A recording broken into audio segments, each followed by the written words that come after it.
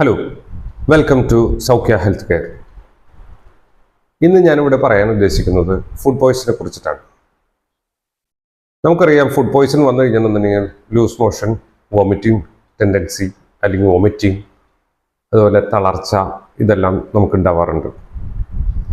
എങ്ങനെ നമുക്കതിന് ഒരു 10 രൂപയുടെ പേപ്പർ മാർക്ക് വെച്ച് അതിനെ മറികടക്കാം? അതിനു മുമ്പൊന്ന് പറഞ്ഞോട്ടെ, എൻ്റെ വീഡിയോ നിങ്ങളെല്ലാവരും കാണുന്നുണ്ട്, നന്ദി. പക്ഷേ അത് കണ്ടു കഴിയുമ്പോൾ തന്നെ സ്ക്രോൾ ചെയ്ത് പോവുകയാണ് ചെയ്യുന്നത്. ഒരു ലൈക്ക് അത് ഉപകാരമായിരിക്കും. ഓക്കെ, ഈ മാർക്കർ ഉണ്ടെങ്കിൽ നമ്മൾ ഈ മിഡിൽ ഫിംഗറിൻ്റെ സെൻറ്ററിലൂടെ, ഇവിടെ നിന്ന് സെൻറ്ററിലൂടെ നഖത്തിൻ്റെ അടിവശം വരെ ഒരു ലൈൻ വരച്ചിടുക. അതിനോടൊപ്പം ലൂസ് മോഷന് വേണ്ടിയിട്ട് നമുക്ക് പോയിന്റ് ഫിംഗറിൻ്റെ ഈ സൈഡിൽ ഒരു ലൈൻ, ബ്ലൂ ലൈനാണ് വരയ്ക്കേണ്ടത്, അത് വരച്ചിടുക.